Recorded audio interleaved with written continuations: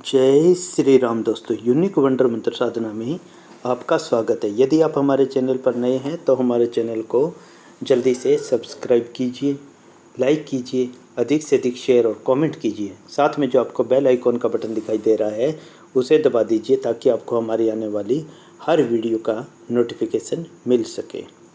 आज मैं आपको गृहस्थ जीवन जीने वाले मनुष्य के लिए कुछ उपयोगी बातों के बारे में बताऊंगा, जो हमारे धर्म ग्रंथों के अंदर बहुत ही ज़रूरी बताई गई है।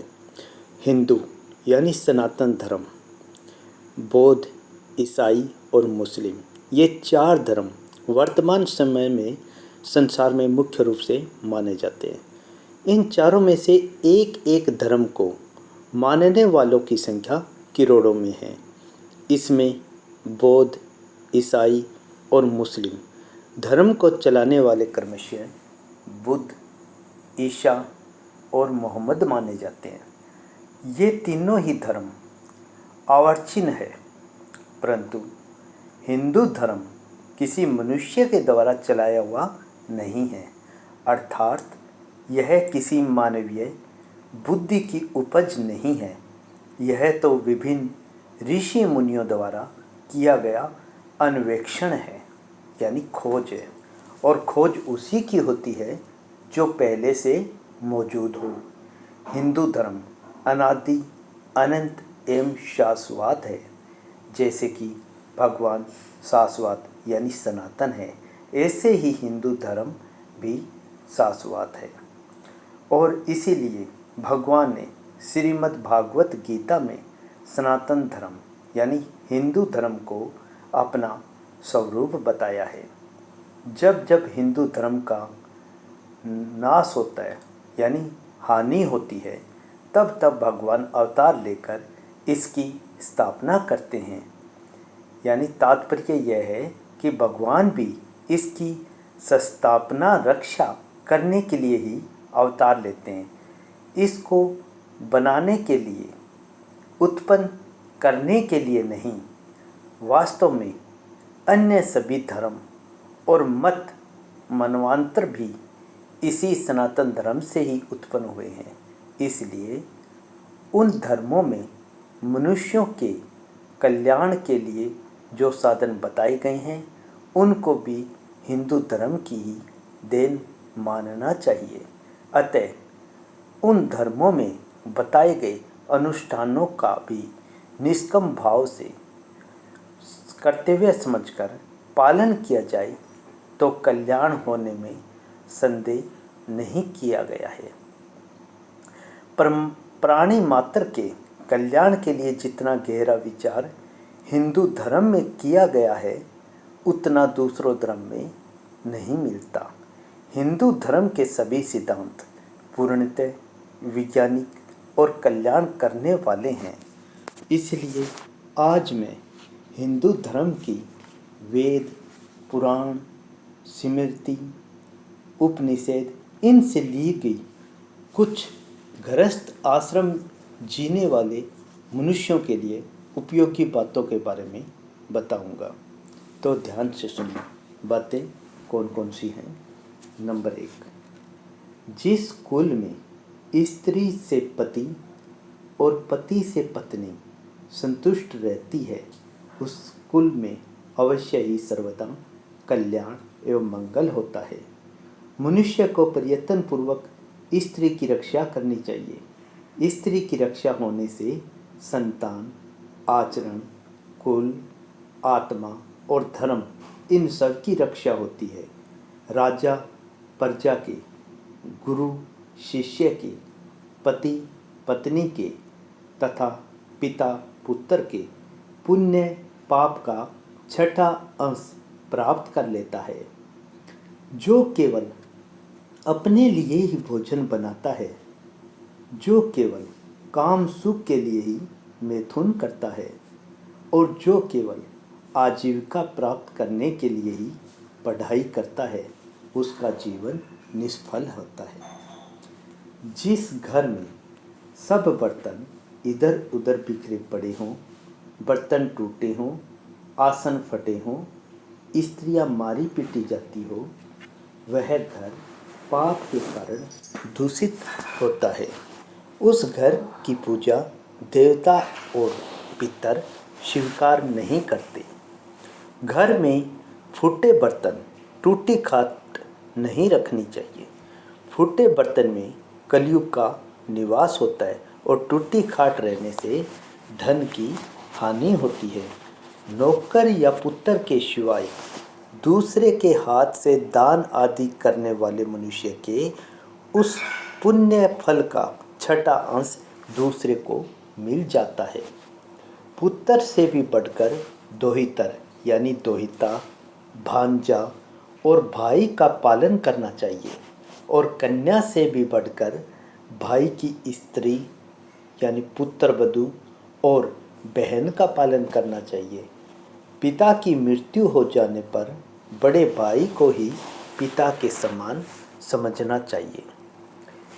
एक माता पिता से उत्पन्न सहोदर भाइयों में से यदि एक भाई को पुत्र हो तो उसी से अन्य सभी भाई यानी पुत्रहीन भी भाई पुत्रवान होते हैं।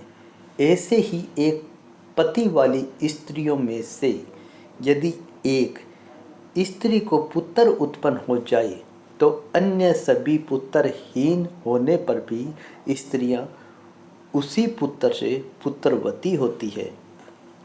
पुरुष की बाईं जांघ पर पत्नी के बैठने का स्थान और दाई जांघ पर पुत्र, पुत्री और पुत्र वधू के बैठने का स्थान होता है। बालक या स्त्री को अत्यंत लाड प्यार करना और अधिक ताड़ना उचित नहीं है। उसको क्रमशः विद्याभ्यास और गृह कार्यों में नियुक्त करना चाहिए। जो दूसरों की धरोहर हड़प लेते हैं, रत्नों की चोरी करते हैं और पितरों का श्राद्ध कर्म छोड़ देते हैं, उनके वंश की वृद्धि कभी नहीं होती। अपनी प्रिय स्त्री के कहने मात्र से ही माता, पुत्र वधू, भाई की पत्नी या सोत के अपराध को बिना स्वयं अनुभव किए सत्य नहीं समझना चाहिए। अकर्मण्य, बहुत खाने वाले, सब लोगों से बैर करने वाले, अधिक मायावी, क्रूर, देश काल का ज्ञान न रखने वाले और निंदित वेश धारण करने वाले मनुष्य को कभी अपने घर में न ठहरने दे। दूसरों के घर बिना बुलाए कभी नहीं जाना चाहिए। बिना बुलाए दूसरों के घर जाने पर इंद्र भी लघुता को प्राप्त होता है। पर स्त्री का तो कहना ही क्या है, अपनी बहन, बेटी अथवा माता के साथ भी कभी एकांत में नहीं बैठना चाहिए। कारण कि बलवान इंद्रियां समूह विद्वानों को भी अपने बस में कर लेती है। तेजस्वी संतान चाहने वाले को पुरुष को स्त्री के साथ एक पात्र में भोजन कभी नहीं करना चाहिए। स्त्री को भोजन करते हुए, छींकते हुए, जवाई लेते हुए आसन पर सुखपूर्वक बैठे रहने की अवस्था में नहीं देखना चाहिए। अपना हित चाहने वाला मनुष्य घर से दूर जाकर मल मूत्र का त्याग करे और दूर से ही पैर के धोने का जल फेंके और दूर पर ही जूठन फेंके। पैर धोया हुआ जूठा जल घर के आंगन में कभी न डाले। अष्टमी, चतुर्दशी, अमावस्या, पूर्णिमा और सूर्य की संक्रांति, इन दिनों में स्त्री संग करने वाले को नीच योनि तथा नरक की प्राप्ति होती है। दिन में और दोनों संध्याओं के समय जो स्त्री संवास करता है वह कई जन्मों तक रोगी और दरिद्र होता है। दिन में स्त्री समागम पुरुषों के लिए बड़ा भारी और आयु का नाशक माना गया है। रजस्वला स्त्री के साथ संभोग करने से पुरुष की बुद्धि, तेज, बल, नेत्र शक्ति और आयु क्षीण हो जाती है। और जो पुरुष रजस्वला स्त्री के साथ संग करता है उसे ब्रह्म हत्या लगती है तथा वह नरकों में जाता है। चैत्य वृक्ष के नीचे, आंगन में, तीर्थ में, पशुशाला में, चौराहे पर, शमशान में, उपवन में तथा जल में कभी मैथुन नहीं करना चाहिए।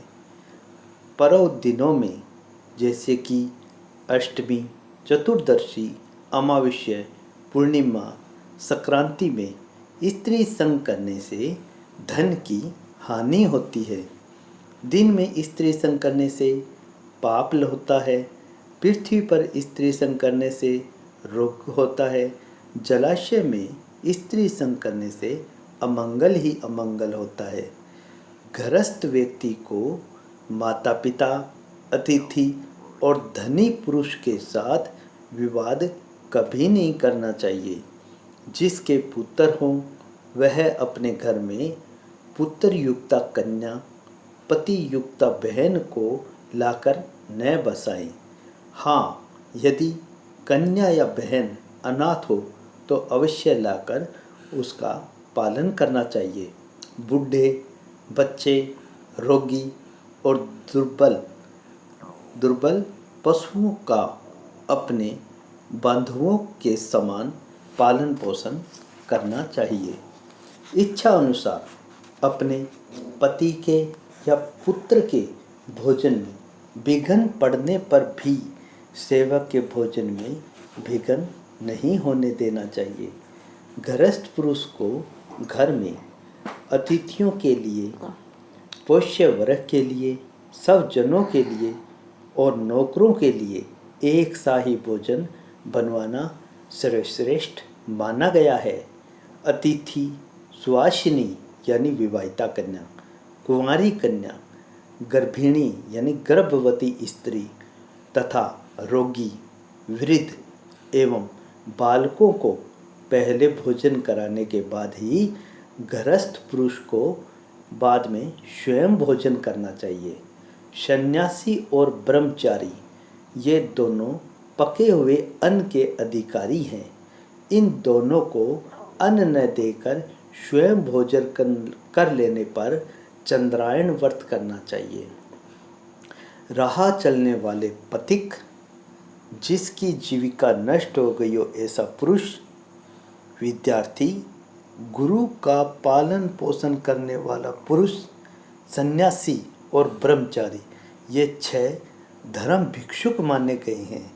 ये यदि आ जाएं तो इनको अवश्य ही भोजन कराना चाहिए।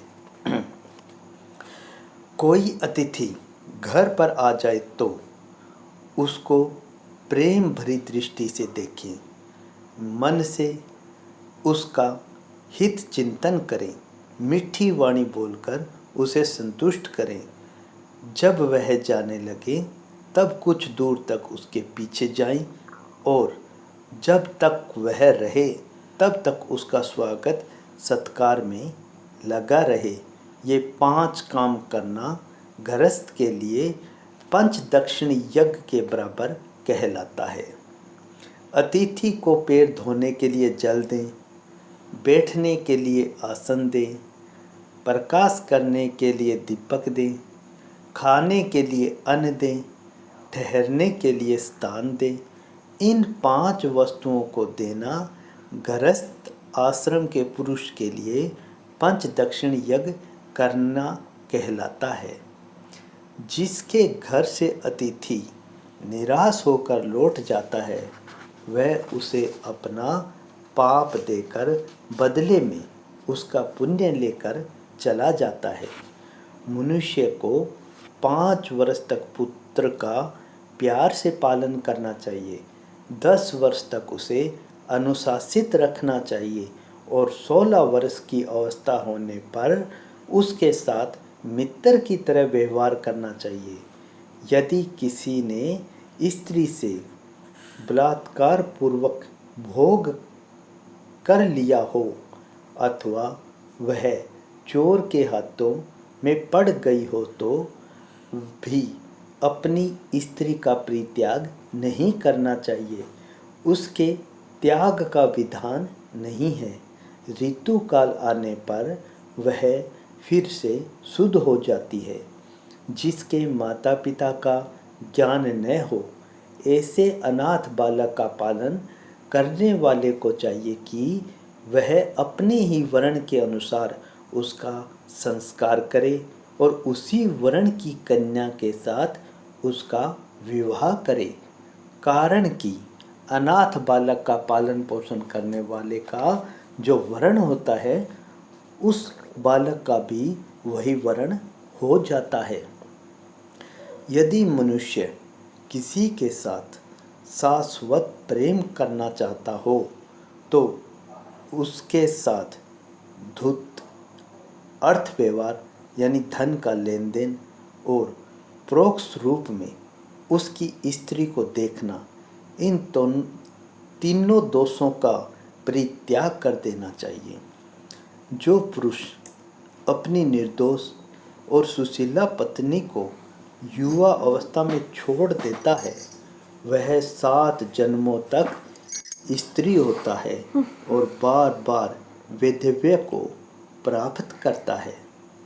यदि बालक कोई वस्तु मांगे तो वह प्रयत्न पूर्वक उसे देनी चाहिए। बालकों को उनकी इच्छित वस्तु देने वाला स्वर्ग लोक में आनंदित होता है और धर्म की इच्छा वाले मनुष्य को सदा बालकों का पालन पोषण करना चाहिए। बालकों को खाद्य वस्तु देने से गोदान का फल प्राप्त होता है। उन्हें खिलौना देने वाला स्वर्ग लोक में सुख पाता है। जिसे देखकर बालक प्रसन्न हो जाए, ऐसा खिलौना उन्हें दे देना चाहिए और सबसे पहले उन्हें भोजन कराना चाहिए।